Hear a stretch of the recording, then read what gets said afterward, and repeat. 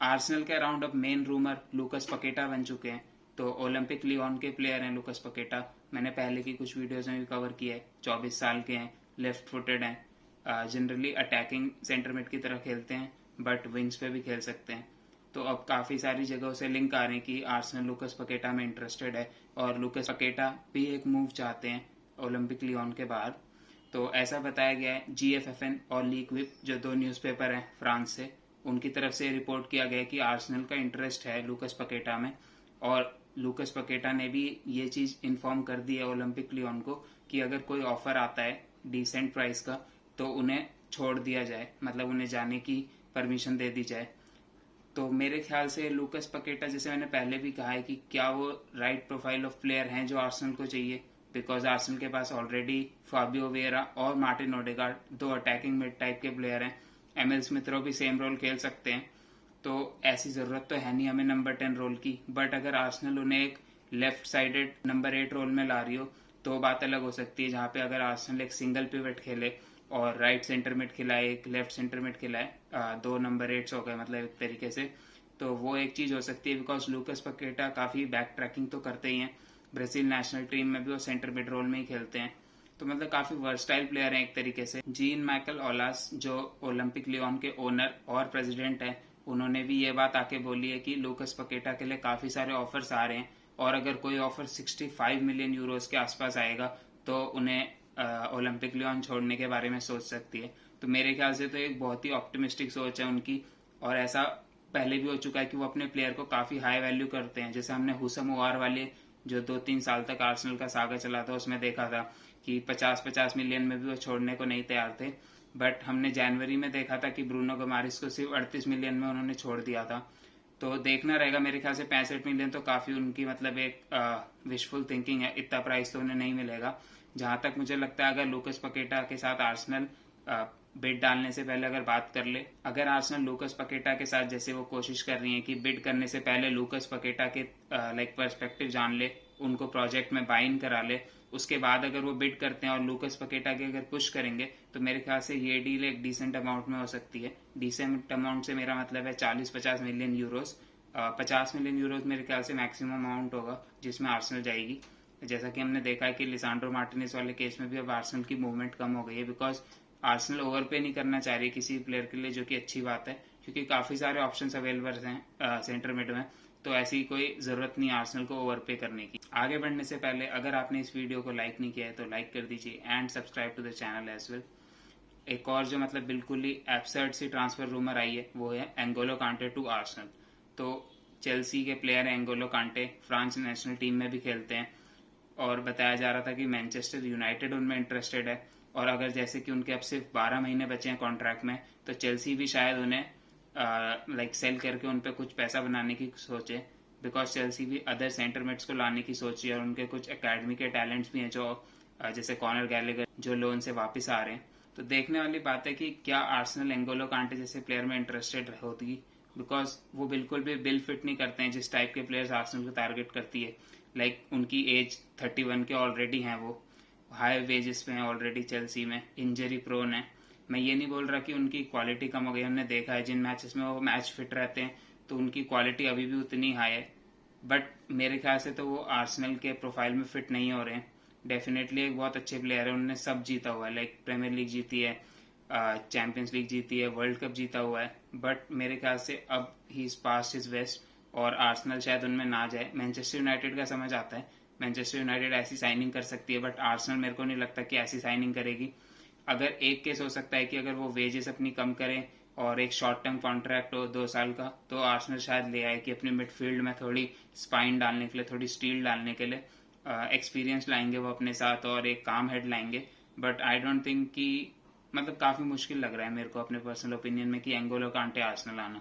फब्रिसियो Romano ने भी ये कंफर्म किया है कि आर्सेनल की अभी उन लिंक्स में ज़्यादा कोई जान नहीं है एंगोलो कांटे वाली।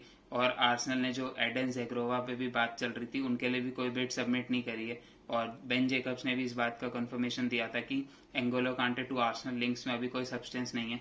तो देखना रहेगा कि एंगोलो कांटे वाले लिंक्स अब और कैसे प्रोग्रेस करते हैं। उसके साथ साथ पाब्लो मरी, इनमें काफ़ी इंटरेस्ट आ रहा है। काफ़ी सारी इटालियन टीम्स हैं जो इसमें इंटरेस्ट दिखा रही हैं। उडिनीसी पे वो लोन पे गए थे लास्ट लाइक अभी विंटर विंडो में 6 महीने के लोन पे गए थे। तो बताया जा रहा है कि उडिनीजी तो काफ़ी इंटरेस्टेड है ही है, उसके अलावा AC मिलान और हेलस वरोना भी काफ़ी इंटरेस्टेड है उनमें। तो काफ़ी सारे इटालियन क्लब्स उनमें इंटरेस्ट दिखा रहे हैं। और हमने ऐसा प्री सीजन के पहले गेम में देखा कि बहुत ही मतलब बेकार परफॉर्मेंसेस थी उनकी। तो मैं तो चाहूंगा ही कि वो जल्दी से जल्दी आर्सेनल उनसे मूव ऑन कर जाए, बिकॉज काफ़ी अच्छी खासी वेजेस पे भी हैं वो। तो आर्सेनल अगर 5-10 मिलियन भी बना ले इन पे तो बहुत बड़ी बात होगी। मैनचेस्टर यूनाइटेड की बात करें तो लिसांड्रो मार्टिनेस के लिए मैनचेस्टर यूनाइटेड ने 50 मिलियन यूरोज की बिड सबमिट करी थी, लेकिन आईएक्स अभी भी नहीं हिल रही है अपने स्टांस से, और वो कह रहे हैं अब कि उन्हें और पैसा चाहिए।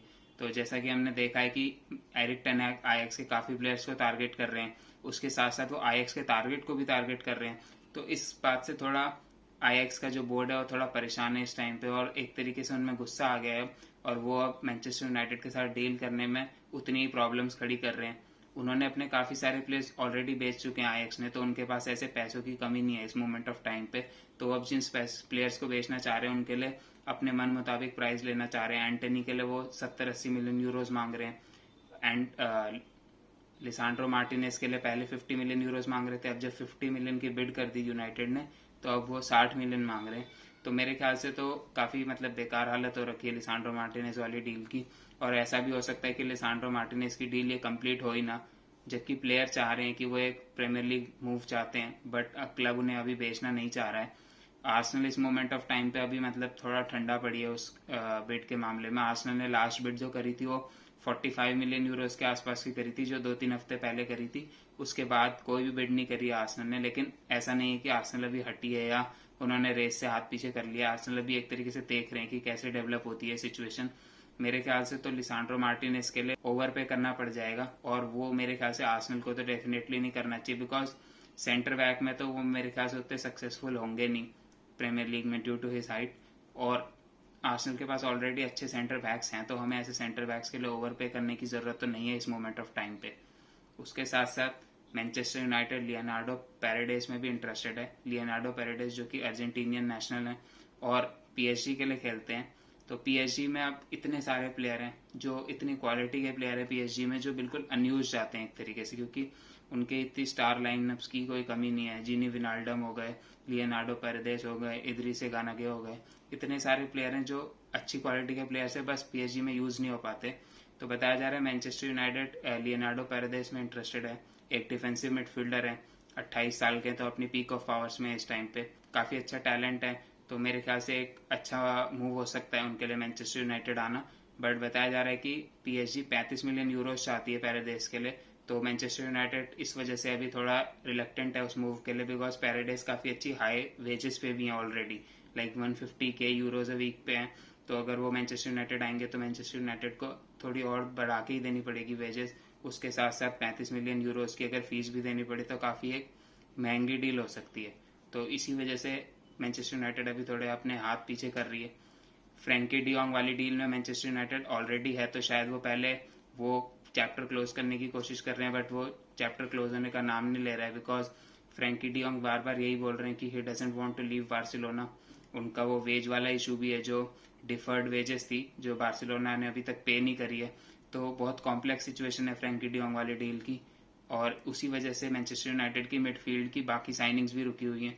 तो देखना रहेगा कि मैनचेस्टर यूनाइटेड कौन सी डील कब कर पाती है। क्या वो फ्रैंकी डियोंग पे ही फंसे रहेंगे पूरी विंडो में, या दूसरे मिडफील्ड टारगेट की तरफ भी बढ़ेंगे। बार्सिलोना पे बढ़े तो उस्मान डेम्बेले अब बार्सिलोना में ही रुकेंगे। बताया जा रहा है कि उन्होंने 2 साल का कॉन्ट्रैक्ट साइन कर लिया है, मतलब एक तरीके से कंफर्म हो गया, अभी ऑफिशियल कुछ नहीं हुआ है। तो 2024 तक कॉन्ट्रैक्ट साइन किया और 40% का वेज कट भी लिया है उस्मान डेम्बेले ने। तो जो उन्हें सैलरी ऑफर की गई थी जनवरी के टाइम में, उससे भी 40% कम में उन्होंने अपना एक्सटेंशन साइन किया है। तो उस्मान डेम्बेले को ऐसा लग रहा था कि वो डबल ट्रिपल सैलरी मिल जाएगी उन्हें किसी और क्लब से, या वो बार्सिलोना से ही वो सैलरी निकलवा लेंगे।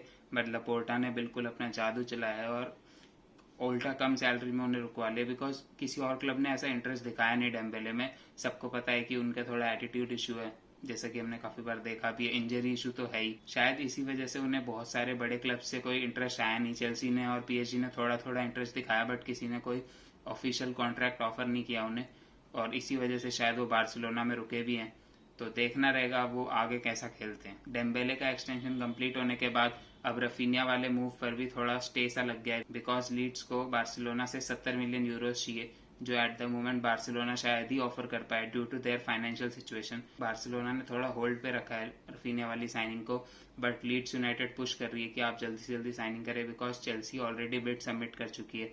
तो देखना रहेगा क्या बार्सिलोना रफीनिया वाली साइनिंग भी कंप्लीट करती है, बिकॉज बहुत महंगी साइनिंग होगी, 70 मिलियन यूरोज पे करने उनको। देखने वाली बात रहेगी क्या रफीनिया और डेम्बेले दोनों अगले साल बार्सिलोना के लिए खेलेंगे। रॉबर्ट लेवेंडोस्की पे पढ़े तो बताया जा रहा है कि बायर्न म्यूनिच को भी अब 70 मिलियन यूरोज चाहिए लेवेंडोस्की के लिए। तो लेवेंडोस्की जो कि ऑलरेडी 33 साल के हैं, एक ही साल बचा है उनके कॉन्ट्रैक्ट में, और एक तरीके से अब वो रेवेलियस नेचर में आ चुके हैं। उन्होंने बोल दिया है कि मेरे को तो जाना है, मैं रुक नहीं सकता अब बायर्न में, और ट्रेनिंग ज्वाइन करने से भी मना कर दिया है। तो देखना रहेगा क्या बार्सिलोना इतनी अमाउंट पे करेगी। मेरे ख्याल से तो बिल्कुल एब्सर्ड अमाउंट है, एक एजिंग स्ट्राइकर के लिए आप 70 मिलियन यूरोज तो पे नहीं करेंगे, जबकि उनका एक ही साल बचा है कॉन्ट्रैक्ट पे। तो बहुत ही मुश्किल सिचुएशन हो गई है। हो सकता है बार्सिलोना लेवेंडोस्की के लिए ना जाके रफीनिया पे वो पैसा खर्च कर दे। देखने वाली बात रहेगी। तो फिर लेवेंडोस्की कहाँ जाएंगे, बिकॉज बायर्न में तो उनका रुकना बहुत मुश्किल लग रहा है। काफी इंटरेस्टिंग सिचुएशन होगी अब लेवेंडोस्की और बार्सिलोना वाली। आज की ट्रांसफर न्यूज में इतना ही। मिलता हूँ और ट्रांसफर न्यूज के साथ अगली वीडियो में। तब तक के लिए take care and good bye.